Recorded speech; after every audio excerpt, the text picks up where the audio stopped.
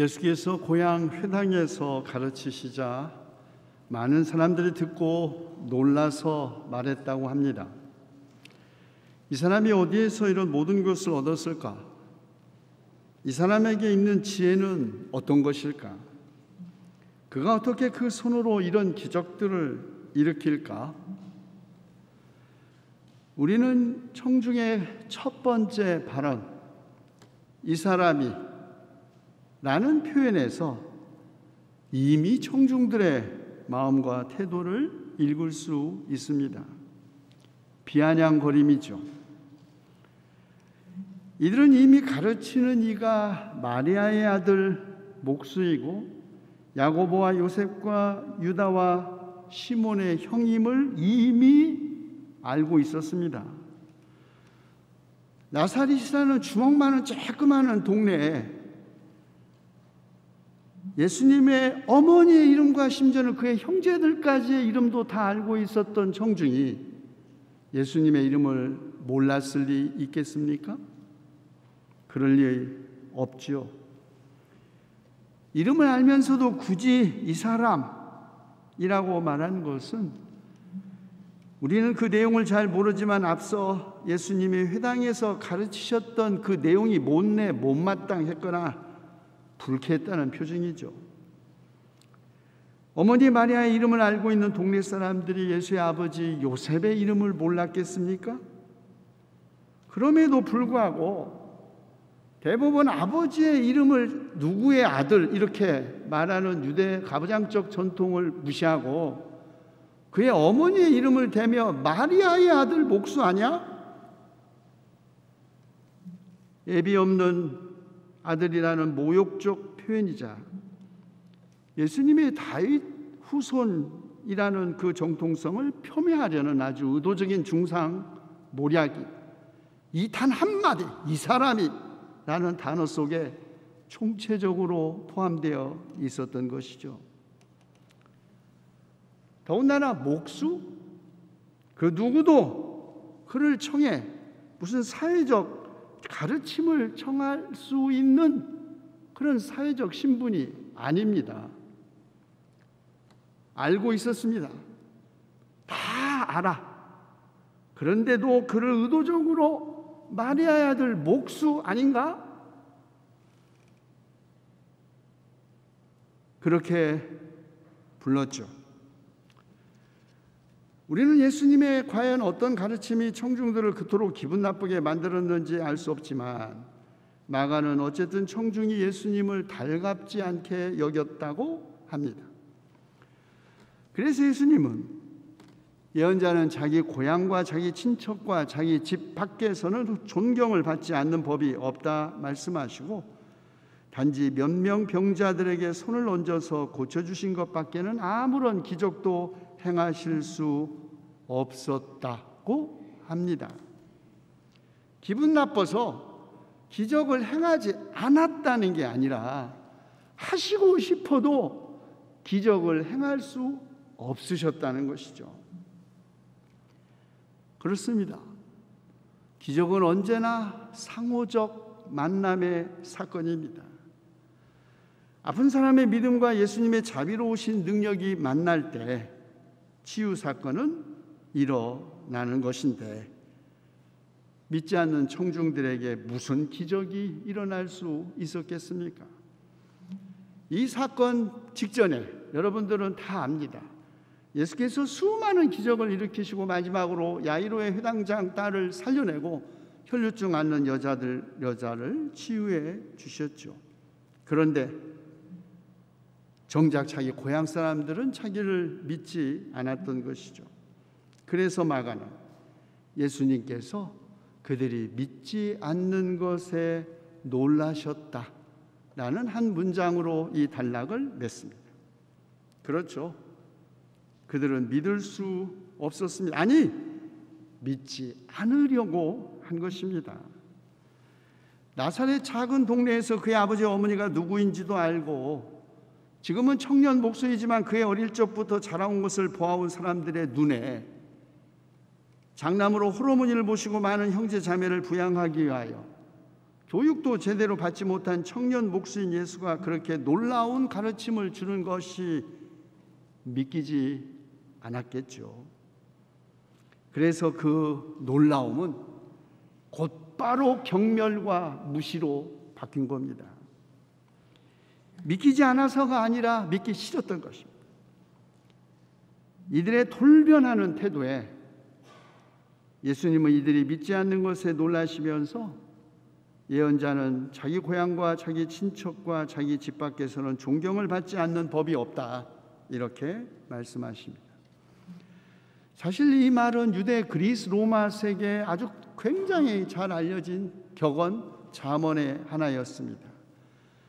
예수님은 이 격언에, 예언자는 자기 고향 밖에서는 존경을 받지 않는 법이 없다는 격언에 자기 친척과 자기 집을 첨부함으로써 자기 자신이 당했던 이 배척이 그의 제자들 또한 같은 운명에 처하리라는 것을, 이 더 날카로운, 더 가장 가깝고 친밀한 사람들로부터의 배신을 제자들이 겪게 될 것을 암시한 것입니다. 예수님은 그의 고향 사람들, 가장 가까운 가족과 친척들의 이런 거부를 아마 상상하지 못하셨을 거예요. 이 사건 전에 예수님이 풍랑을 잠잠하게 하시고 악령들을 축출하시고 회당장 야이로의 딸을 죽음에서 일으키시고 혈류증 앓는 여자를 고쳐주신 이 놀라운 이적들을 이 사건 앞에 배치함으로써 마가는 하나님의 아들이자 예언자이신 예수님이 고향 사람들의 뿌리 깊은 불신앙으로 인해 어떻게 좌절하셨는지를 그냥 담담하게 보여주신 것입니다. 고향에서 배척당하신 예수님, 자신을 경멸하고 달갑지 않게 여기는 고향 동네를 제자들과 함께 두루 돌아다니신 후 그의 제자들에게 악한 귀신을 억누르는 권능을 주시면서 명령하셨죠. 길을 떠날 때에는 지팡이 하나밖에는 아무것도 가지고 가지 말고 빵이나 자루도 지니지 말고 전대에 동전도 넣어가지 말고 다만 신발은 신되 옷은 2벌 가지지 말라. 이 말씀, 방랑하는 순회 설교자였던 예수님의 제자들은 오직 하나님만 의지하고, 그리고 어떤 마을에 들어가든지 그 마을에 이미 정착해 있는 신자들의 환대에만 전적으로 의존하라는 명령입니다. 예수님은 예언자가 자기 고향에서는 존경받기 어렵다는 말씀으로 방랑의 순회 설교자였던 자기 제자들도 스승과 같은 운명에 처하게 될 것임을 미리 알려주신 것입니다. 그러니 오직 하나님만 의지하고 환대하는 성도의 집에는 머물지만 그렇지 않은 집에 대한 심판은 하나님께 맡기고 떠나라고 가르치신 것이죠. 그 후 제자들은 나가서 회개하라고 선포하면서 많은 귀신들을 쫓아내고 수많은 병자들에게 기름을 발라서 병을 고쳐주었다고 합니다. 마가는 예수님이 고향에서 배척을 받아 다만 몇몇 병자들만 고쳐주신 것 밖에는 아무런 기적도 행하실 수 없었지만, 예수님으로부터 악한 귀신을 억누르는 권능을 받은 제자들은 많은 귀신을 쫓아내고 수많은 병자들을 고쳐주었다. 이 두 사건을 서로 대비함으로써 예수님의 부활 사건 후 제자들은 예수님이 지상 사역 기간에 행했던 것보다 훨씬 더 많은 일들을, 위대한 일들을 행하게 될 것임을 암시한 것입니다. 한 지역에서의 선교 실패가 반드시 다른 지역에서의 실패로 귀결되는 것은 아니라는 말이죠.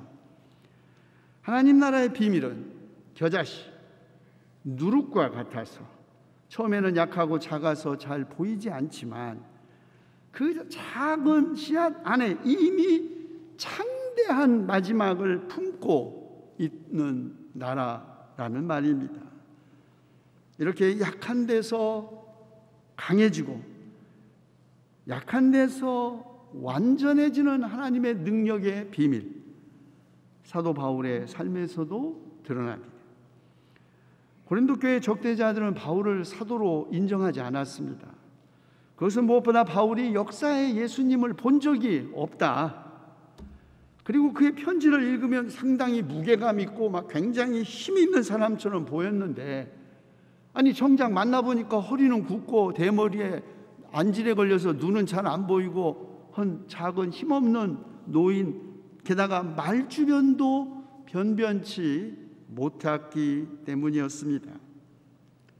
그들은 바울의 육체적인 겉모습만 본 것이죠. 그리고 그들은 신적인 계시와 환상을 보았고 놀라운 종교적 체험을 자랑했습니다. 사람을 오직 보이는 것으로만 평가하고 신비한 종교 체험으로 신앙의 척도를 삼는, 그래서 바울의 표현을 빌리면 육을 따라 평가하고 육신의 일을 가지고 자랑하는 고린도 교회 교인들에게 바울은 자신을 변호합니다. 자기도 역사에 예수님을 보았다는 그 예루살렘의 거물급 사도들보다, 내가 비록 예수님은 직접 만나지는 못했지만 조금도 못할 것이 없고, 말에는 당신들이 말하는 것처럼 능하지 못할는지 모르지만 지식에서는 그렇지 않으며 다른 어떤 그리스도 일꾼보다 더 많은 수고를 하면서 여러 번 죽을 뻔하기도 했다고 합니다. 어디 그뿐입니까? 고난뿐이겠습니까? 그는 셋째 하늘에까지 이끌려 올라가 주님께서 보여주신 환상들과 계시들을 보았고, 말로 표현할 수도 없고 사람이 말해서도 안 되는 말씀도 들었다고 합니다. 바울은 지식에서나 이른바 영적 체험에서나 그리스도를 위한 고난에서나 그 어떤 거물급 사도나 그리스도인보다 더 큰 인물입니다. 그러나 바울이 자신을 굳이 내가라고 표현하지 않고 어떤 사람을 아는데 제3자로 빗대어 말한 것은, 이런 자랑들이 결국 그에게 아무런 이로울 것도 안 되고 자랑할 의도조차 없었기 때문입니다. 그런데 하도 그렇게 자랑하니까 못 이겨서 한 것이죠. 게다가 쓸데없이 그에게서 보거나 들은 것 이상으로 자신을 과대평가하는 것을 원하지 않았기 때문에 자기 경험을 말하지 않으려고 했던 것입니다. 그래서 바울은 오히려 자기 약점밖에는 자랑하지 않겠다고 하면서 평생 그를 괴롭힌 지병에 대하여 말합니다. 내 몸의 가시, 사탄의 하수인이라고 바울이 표현합니다. 그 고통으로부터 벗어나게 해달라고 3번이나 하나님께 간청했지만 하나님께서는 그 기도에 응답하지 않으신 것입니다. 바울이 겪은 그 고통이나 무력감이 어떤 종류의 것인지 학자들마다 의견이 일치하지 않습니다. 어떤 사람은 심한 안질이었다, 어떤 사람은 심한 스트레스와 영양실조, 언어장애 또는 간질이었다고도 주장합니다. 그러나 그가 어떤 병으로 고통을 받았는지 주장하는 것보다 더 중요한 것은 그가 3번이나 주님께 간청했음에도 불구하고 주님께서 내 은혜가 내게 족하다, 내 능력은 약한 데서 완전하게 된다고 말씀하신 것입니다. 참으로 놀라운 역설, 신앙의 신비가 아닐 수 없습니다. 우리는 우리의 간절한 기도가 응답되었을 때 은혜를 받았다고 생각합니다. 그런데 바울은 3번의 간절한 기도가 응답되지 않았는데 내 은혜가 내게 족하다는 주님의 말씀을 들은 것이죠. 우리는 우리가 강할 때 은혜를 받았다고 말하는데, 우리는 우리가 원하는 것을 얻었을 때 은혜가 충만하다고 말하는데, 주님의 은혜는 약한 데서 완전하게 되고 마음을 비울 때 충만해진다는 것이죠. 우리는 바울이 자기 몸의 가시, 사탄의 하수인을 주신 분이 사탄도 아니고 세상도 아니고 나쁜 사람이 아니고 하나님 자신이시고, 하나님께서 그의 몸에 가시를 주신 것은 그가 교만해지지 못하게 하시려는 것이라고 자신의 고통에 의미를 부여한 것을 주목해야 합니다. 우리가 당하는 고통의 원인은 많죠. 또 우리가 그 고통을 어떻게 받아들이느냐, 우리의 태도 역시 참으로 다양합니다. 사람마다 다 다릅니다. 그러나 고통의 원인과 그것을 받아들이는 사람의 태도의 다양성에도 불구하고 고통에 어떤 의미를 부여하느냐에 따라 고통은 전혀 다르게 이해되는 법입니다. 여러분이 다 잘 아시는 오스트리아 출신의 유대인 심리학자이자 강제 수용소의 홀로코스트의 생존자였던 빅토르 프랑클, 1946년에 출판한 죽음의 수용소에서가 그 생생한 증거입니다.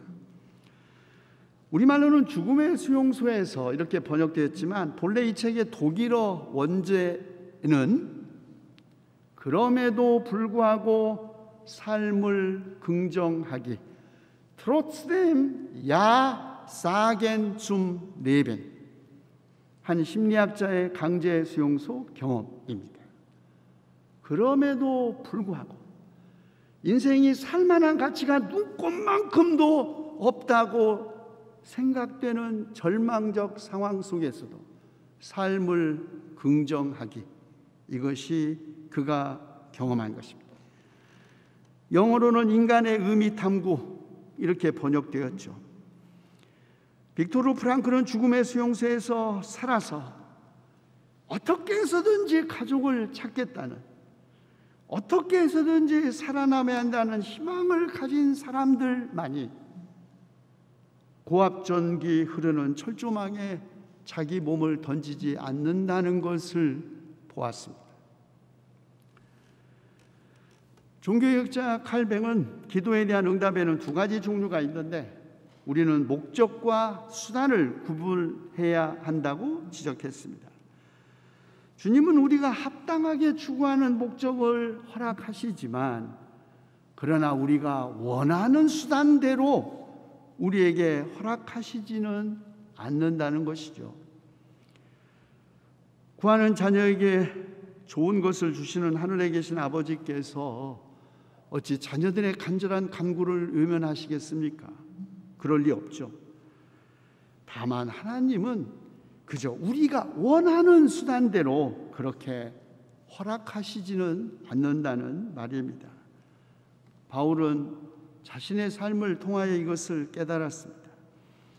하나님의 능력은 오히려 약한 데서 완전하게 된다는 이 놀라운 신비의 신앙의 신비를 그는 인생의 가장 절정에서가 아니라 그의 인생의 가장 낮은 곳에서 깨달았기에 바울은 그리스도를 위해 병약함과 모욕과 궁핍과 박해와 곤란을 겪는 것을 오히려 기뻐할 수 있었습니다.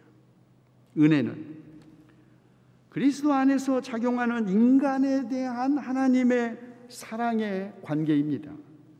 그 사랑의 관계, 환난도 곤고도 박해도 굶주림도 헐벗음도 유혹도 칼도 끊을 수 없고, 그 사랑의 관계, 죽음도 삶도 천사들도 권세자들도 현재 일도 장래 일도 능력도 높음도 기쁨도 그 밖에 그 어떤 피조물도 끊을 수 없다고 바울은 로마서에서 그렇게 고백했습니다.